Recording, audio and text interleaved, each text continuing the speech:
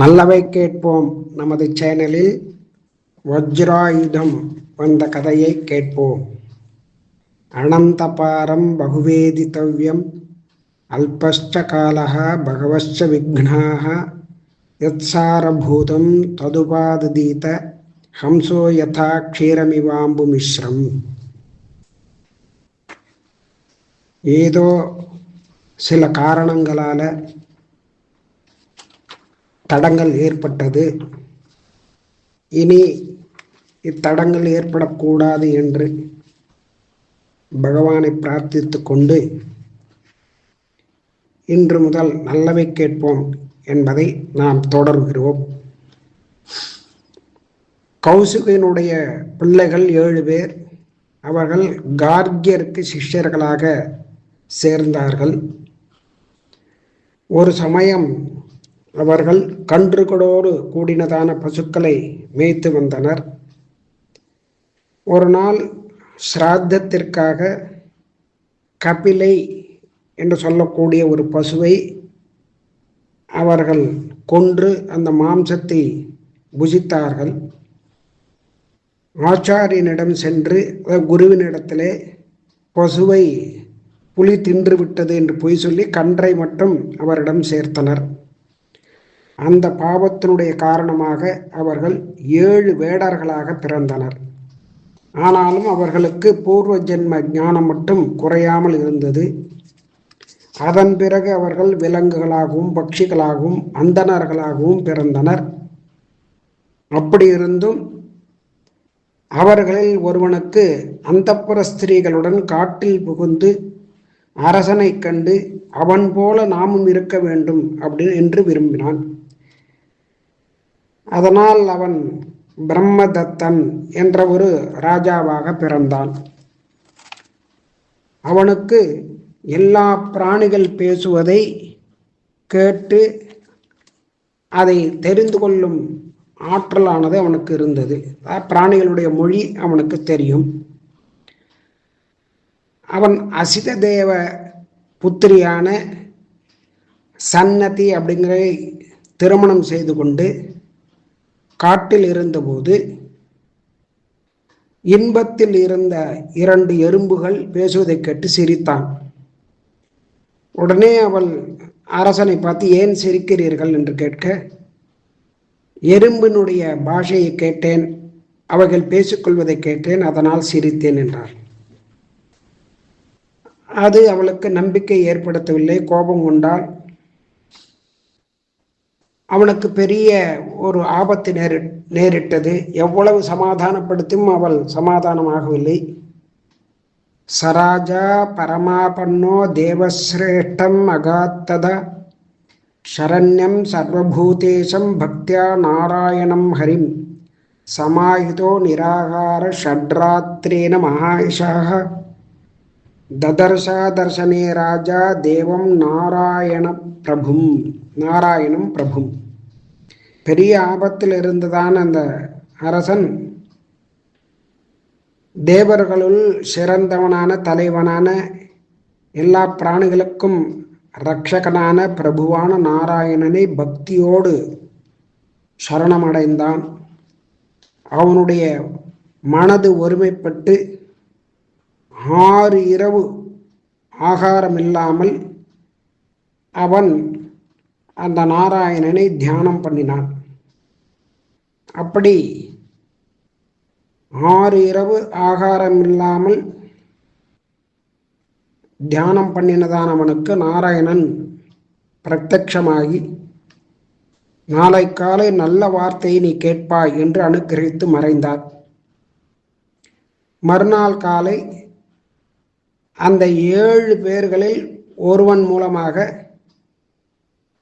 நாம் வேடுவர்களாக பிறந்து பல பிறவைகளை அடைந்திருக்கிறோம் அப்படிங்கிறதான ஒரு விஷயத்தை தெரிந்து கொண்டான்.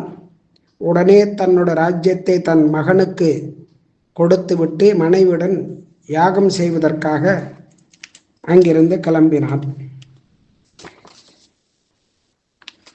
இப்படி அந்த தியானத்தினுடைய பெருமையானது சொல்லப்படுகிறது.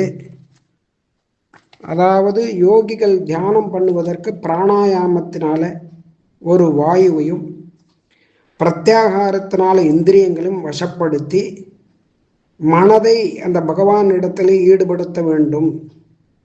இப்படி தியானம் பண்ணும் பொழுது அந்த பகவானுடைய ஸ்வரூபம் மூர்த்தம் அமூர்த்தம் என்று சொல்லக்கூடியதான 2 வகைகள், ஹிரண்ய கர்ப்பன், பிரஜாபதி, மருத்துக்கள், வசுக்கள், ருத்ரர்கள், சூரியன், நட்சத்திரம், கந்தர்வர், யக்ஷர் முதலான தேவ வர்க்கங்கள், மனிதன், மிருகம், மலை, கடல், மரம், பூமி முதலிய எல்லாம் அசுத்தமானவை.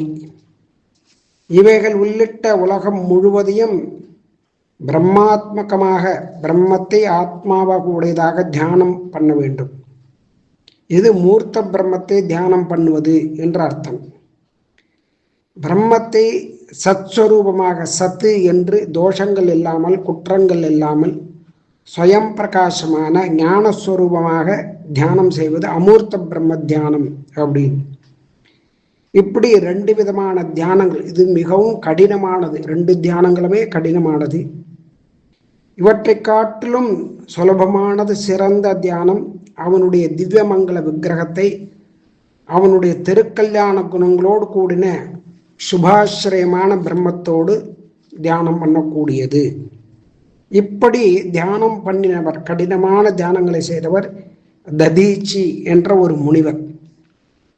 ஒரு சமயம் தொஷ்டாவினுடைய மகன் விஸ்வரூபன், அவன் தேவ புரோகிதனாக வரிக்கப்பட்டான்.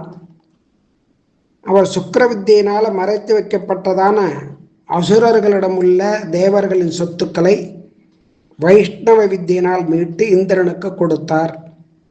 வைஷ்ணவ வித்தை அப்படிங்கிறது நாராயண கவசம். இதை இந்திரன் உபதேசம் பெற்று அசுரர்களை வென்று 3 லோகத்தையும் மீட்டான். இந்த விஸ்வரூபன் 3 தலைகளை உடையவன். ஒரு சமயம் இவன் யாகங்களில் தேவர்களுக்கு கொடுக்கக்கூடியதான ஹவிர்பாகங்களை மறைமுகமாக அசுரருக்கு கொடுத்து வந்தான். மேலும் இந்திரனுடைய பட்டத்தை பெறுவதற்கான தபோ வலிமையும் இவனுக்கு இருந்தது, தபஸ் செய்திருந்தான். எனவே இந்திரன் வஜ்ராயுதத்தினால் இவன் தலைகளை கொய்து இவனை கொன்றான். தன்னுடைய அருமை மகனை இழந்த தொஷ்டா இந்திரனை கொல்லக்கூடிய ஒரு சத்ரு தோன்ற வேண்டும் என்று பெரிய ஒரு யாகத்தை பண்ணினான். அதிலே இந்திர சத்ரு வத்தஸ்வ என்று சொல்லி அக்னியில் ஹோமம் பண்ணினான். அந்த மந்திரத்தில் ஸ்வரத்தினால் ஒரு பிழை ஏற்பட இந்திரனை கொல்லக்கூடிய ஒரு புருஷன் அந்த அக்னியிலிருந்து தோன்றினான். அவன் கோரமாகவும் பெரிய உருவத்தோடனும் பிரளய காலத்து யமன் போன்றவும் செம்மட்டை பாய்ந்த மயிர்களை உடையவனாகவும் மாலை நேர கதிரவனை ஒத்த குரூர பார்வை உடையவனாகவும் நட்சத்திரங்களையே நாக்கினால் நக்கக்கூடியவனாகவும் அந்த விருத்ராசுரன் என்ற பெயருடன் ஒரு அசுரன் தோன்றினான். இவன் கொடுமையை தாங்க முடியாமல் ரிஷிகளும் தேவர்களும் அஞ்சி நடுங்கி ஓடினார்கள். நாராயணனிடம் முறையிட்டார்கள், துதித்தார்கள்.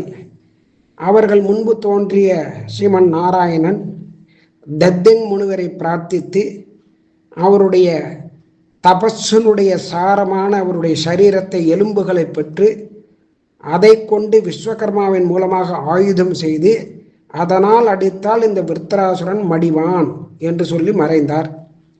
தேவர்கள் பிரார்த்திக்க சர்வபூத தயையான காரணமாக அந்த நாராயணனை தியானித்து தன் உடலிலிருந்து வெளியேறினார்.